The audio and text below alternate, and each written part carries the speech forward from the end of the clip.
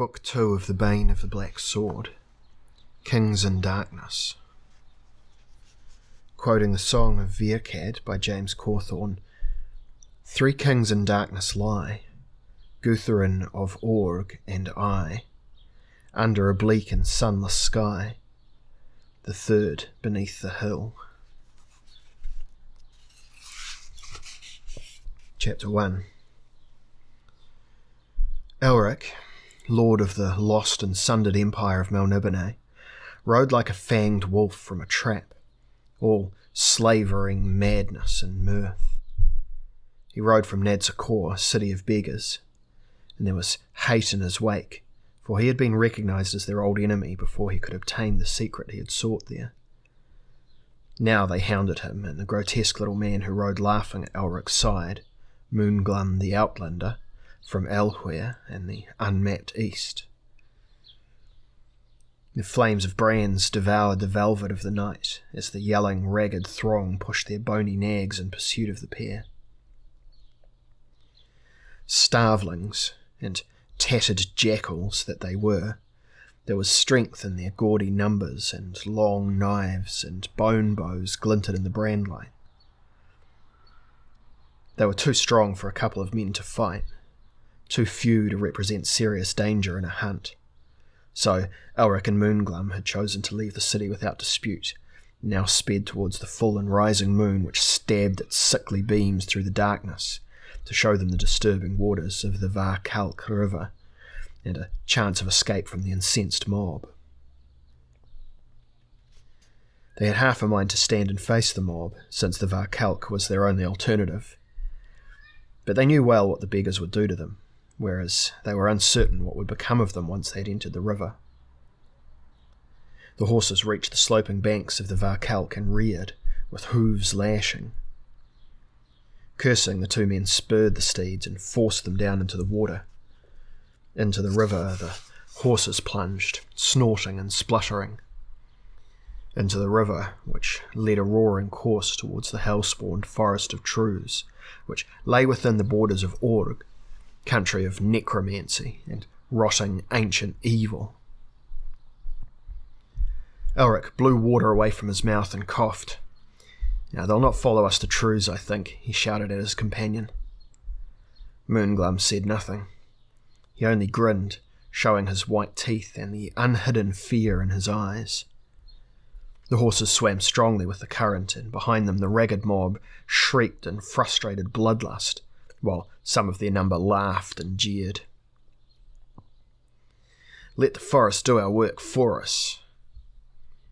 Elric laughed back at them wildly as the horses swam on down the dark, straight river, wide and deep, towards a sun-starved morning, cold and spiky with ice. Scattered, slim-peaked crags loomed on either side of the flat plain, through which the river ran swiftly. Green-tinted masses of jutting blacks and browns spread colour through the rocks, and the grass was wavering on the plain as if for some purpose. Through the dawnlight, the beggar crew chased along the banks, but eventually gave up their quarry to return shuddering to Nadzakor. When they had gone, Elric and Moonglum made their mounts swim towards the banks and climbed them, stumbling to the top where rocks and grass had already given way to sparse forest land, which rose starkly on all sides, staining the earth with sombre shades. The foliage waved jerkily, as if it was alive, sentient. It was a forest of malignantly erupting blooms, blood-coloured and sickly mottled. A forest of bending, sinuously smooth trunks, black and shiny. A forest of spiked leaves with murky purples and gleaming greens. Certainly an unhealthy place if judged only by the odour of rotting vegetation, which was almost unbearable, impinging as it did upon the fastidious nostrils of Elric and Moonglum. Moonglum wrinkled his nose and jerked his head in the direction they'd come. "Back now?" he inquired. We can avoid Trews and cut swiftly across a corner of Org to be in Bakshan in just over a day. What say you, Elric? Elric frowned. I don't doubt they'd welcome us in Bakshan with the same warmth we received in Nedzakor. They'll not have forgotten the destruction we wrought there, and the wealth we acquired from their merchants. No, I have a fancy to explore the forest a little. I've heard tales of Org and its unnatural forest and should like to investigate the truth of them. My blade and sorcery will protect us if necessary. Moonglum sighed. Elric, this once let us not court the danger. Elric smiled icily. His scarlet eyes blazed out of his dead white skin with peculiar intensity. Danger? It can only bring death. Well, death is not to my liking just yet, Moonglum said. The flesh pots of Bakshan, or if you prefer, Yadma, on the other hand. But Elric was already urging his horse onward, heading for the forest. Moonglum sighed and followed. Soon, dark blossoms hid most of the sky, which was dark enough, and they could see only a little way in all directions. The rest of the forest seemed vast and sprawling. They could sense this, though sight of most of it was lost in the depressing gloom. Moonglum recognised the forest from descriptions he had heard from mad-eyed travellers who drank purposefully in the shadows of Nadzakor's taverns. This is the Forest of Trews, sure enough, he said to Elric. It's told of how the doomed folk released tremendous forces upon the earth and caused terrible changes among men, beasts, and vegetation. This forest is the last they created and the last to perish. A child will always hate its parents at certain times, Elric said mysteriously. Children of whom to be extremely wary, I should think, Moonglum retorted. Some say that when they were at the peak of their power, they had no gods to frighten them. A daring people indeed, Elric replied, with a faint smile. Well, they have my respect. Now fear and the gods are back, and that at least is comforting. Moonglum puzzled over this for a short time and then eventually said nothing. He was beginning to feel uneasy. The place was full of malicious rustlings and whispers, though no living animal inhabited it. As far as they could tell, there was a discomforting absence of birds, rodents, or insects. And though they normally had no love for such creatures, they would have appreciated their company in the disconcerting forest. In a quavering voice, Moonglum began to sing a song in the hope that it would keep his spirits up and his thoughts off the lurking forest. A grin and a word is my trade, from these my profit is made. Though my body's not tall and my courage is small, my fame will take longer to fade. So singing, with his natural amiability returning, Moonglum rode after the man he regarded as a friend who possessed something akin to mastery over him, though neither admitted it. Elric smiled at Moonglum's song. To sing of one's own lack of size and absence of courage is not an action designed to ward off one's enemies, Moonglum.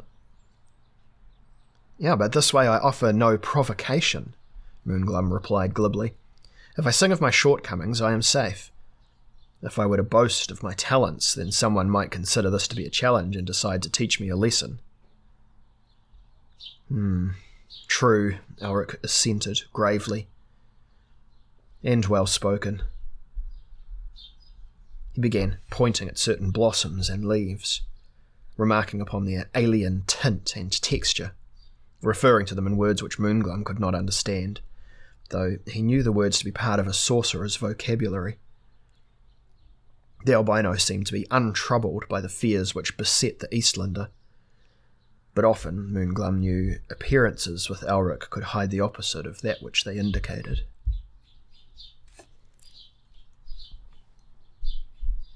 They stopped for a short break while Elric sifted through some of the samples he had torn from trees and plants. He carefully placed his prizes in his belt pouch, but would say nothing of why he did so to Moonglum. "Come," he said, "True's mysteries await us." But then in a new voice, a woman's, said softly from the gloom, "Save the excursion for another day, strangers." Elric reined his horse, one hand at Stormbringer's hilt. The voice had had an unusual effect upon him.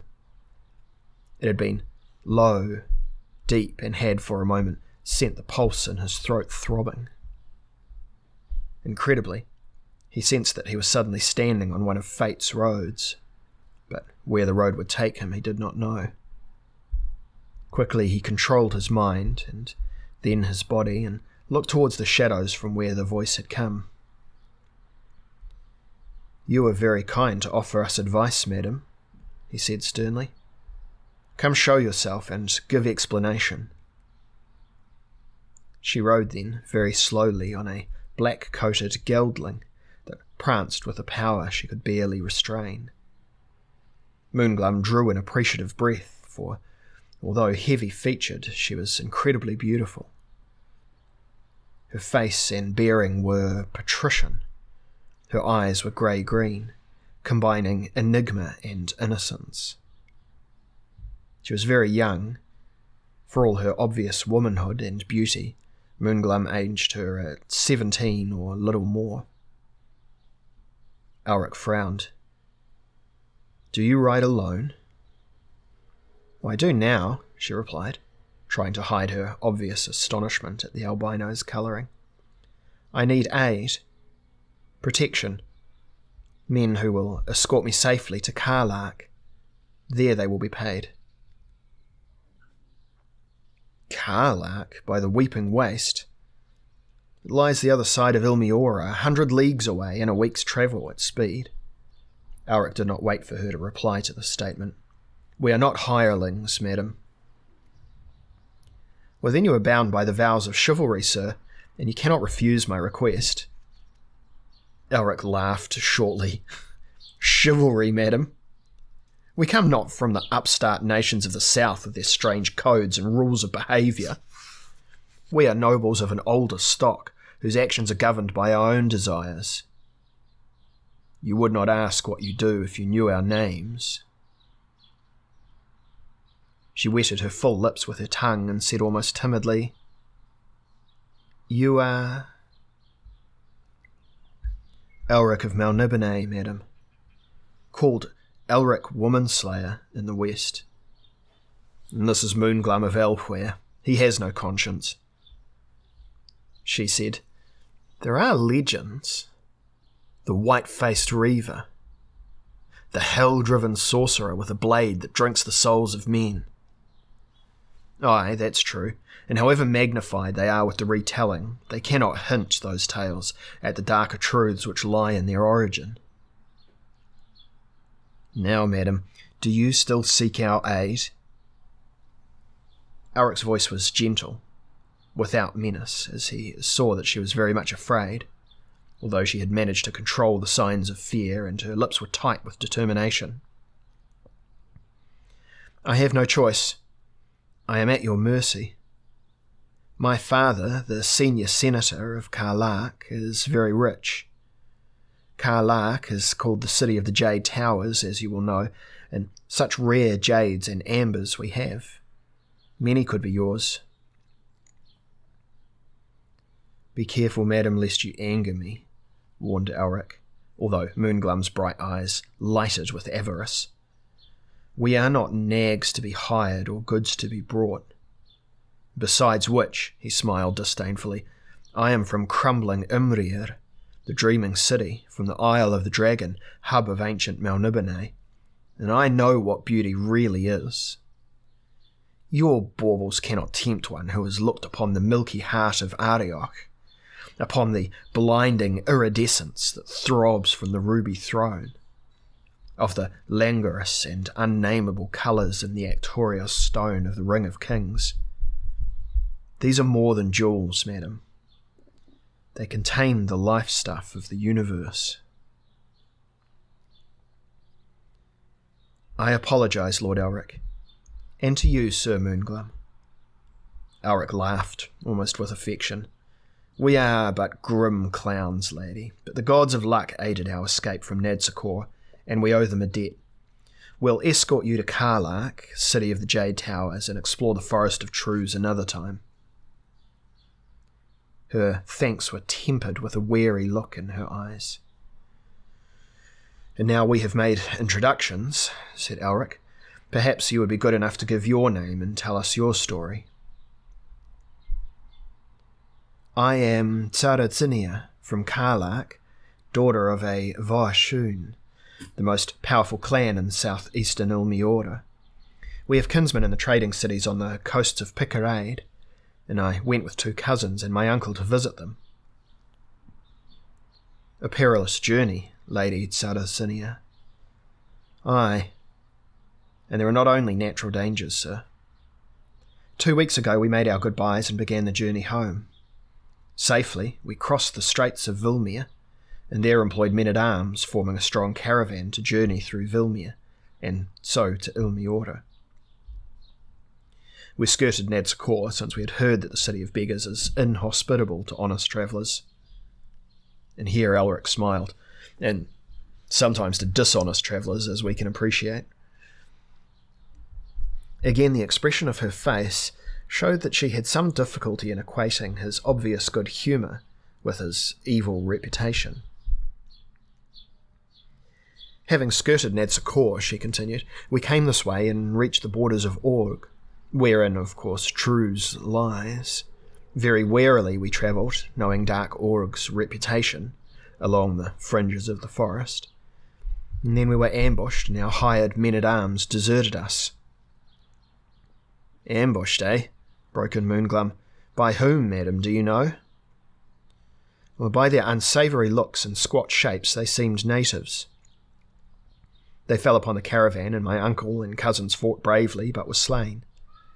One of my cousins slapped the rump of my gelding and sent it galloping so that I could not control it.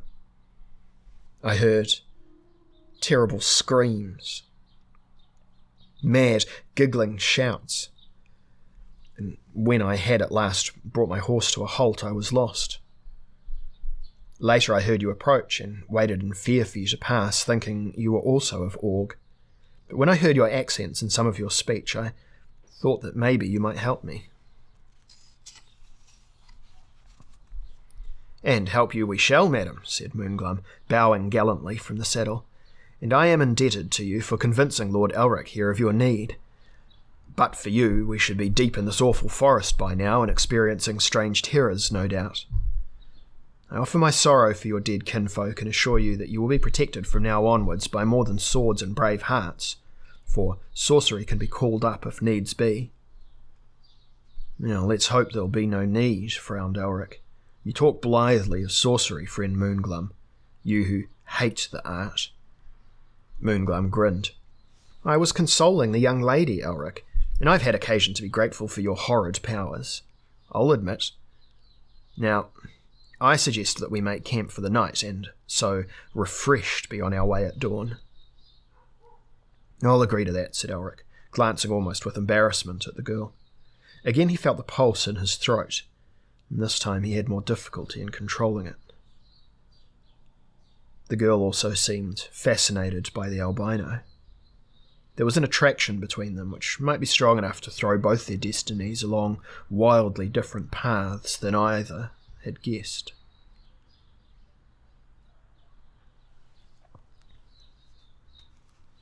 Night came again quickly, for the days were short in those parts. While Moonglum tended the fire, nervously peering around him, Tsaratsinia, her richly embroidered cloth of gold gown shimmering in the firelight, walked gracefully to where Elric sat, sorting the herbs he had collected. She glanced at him cautiously, and then, seeing that he was absorbed, stared at him with open curiosity. He looked up and smiled faintly, his eyes for once unprotected, his strange face frank and pleasant. "Some of these are healing herbs," he said, "and others are used in summoning spirits. Yet others give unnatural strength to the imbiber, and some turn men mad. They will be useful to me." She sat down beside him, her thick-fingered hands pushing her black hair back. Her small breasts lifted and fell rapidly. "Are you really the terrible evil bringer of the legends, Lord Elric? I find it hard to credit." "I have brought evil to many places," he said, "but usually there has already been evil to match mine. I seek no excuses, for I know what I am, and I know what I have done. I have slain malignant sorcerers and destroyed oppressors, but I have also been responsible for slaying fine men, and a woman, my cousin whom I loved, I killed, or my sword did." "Are you master of your sword?" "I often wonder. Without it I am helpless." He put his hand around Stormbringer's hilt. "I should be grateful to it." Once again his red eyes seemed to become deeper, protecting some bitter emotion rooted at the core of his soul. "I am sorry if I have revived an unpleasant recollection."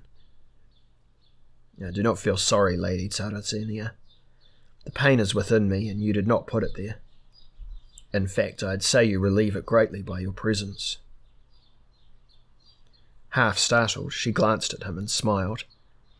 "I am no wanton, sir," she said. He got up quickly. "Moonglum, is the fire going well?"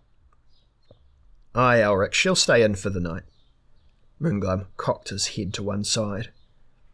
It was unlike Elric to make such empty queries, but Elric said nothing further, so the Eastlander shrugged and turned away to check his gear.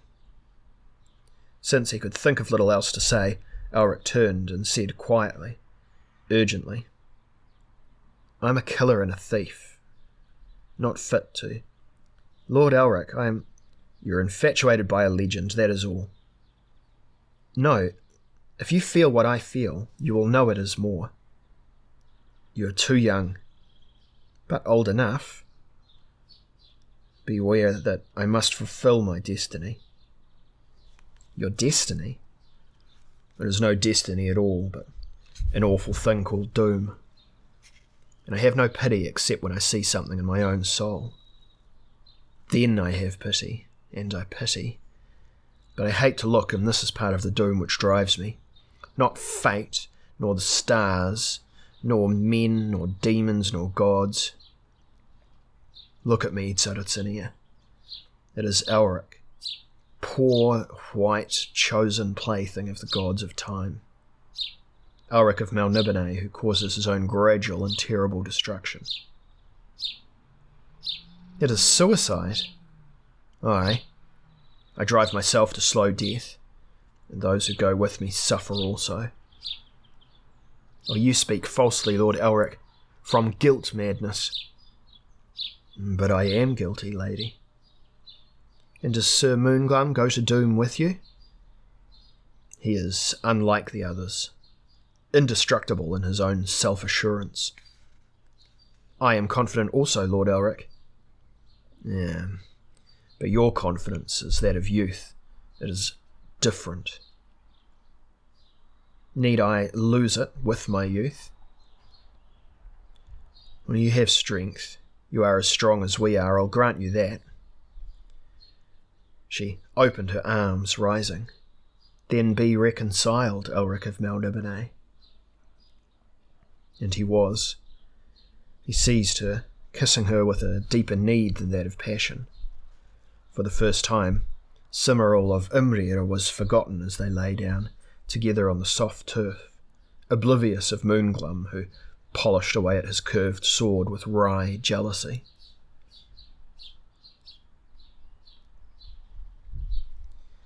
They all slept and the fire waned. Elric in his joy had forgotten, or not heeded, that he had a watch to take, and Moonglum, who had no source of strength but himself, stayed awake for as long as he could, but sleep overcame him. In the shadows of the awful trees, figures moved with shambling caution. The misshapen men of Ord began to creep inwards towards the sleepers. Then Elric opened his eyes, aroused by instinct, stared at Saracenia's peaceful face beside him, moved his eyes without turning his head, and saw the danger. He rolled over, grasped Stormbringer, and tugged the runeblade from its sheath. The sword hummed as if in anger at being awakened. "Moonglum, danger!" Elric bellowed in fear, for he had more to protect than his own life. The little man's head jerked up. His curved sabre was already across his knees, and he jumped to his feet, ran towards Elric as the men of Org closed in. I apologise, he said. "My fault, And then the men of Org were at them. Elric and Moonglum stood over the girl as she came awake, saw the situation, did not scream. Instead she looked around for a weapon, but found none. She remained still where she was, the only thing she could do. Smelling like offal, the gibbering creatures, some dozen of them, slashed at Elric and Moonglum with heavy blades like cleavers, long and dangerous. Stormbringer whined and smote through a cleaver, cut into a neck and beheaded the owner. Blood gurgled from the corpse as it slumped back across the fire. Moonglum ducked beneath a howling cleaver, lost his balance, fell, slashed at his opponent's legs and hamstrung him so that he collapsed shrieking. Moonglum stayed on the ground and lunged upwards, taking another in the heart. Then he sprang to his feet and stood shoulder to shoulder with Elric while Saracenia got up behind them. "The horses," grunted Elric. "If it's safe, try to get them." There were still 7 natives standing, and Moonglum groaned as a cleaver sliced flesh from his left arm. Retaliated, pierced the man's throat, turned slightly and sheared off another's face. They pressed forward, taking the attack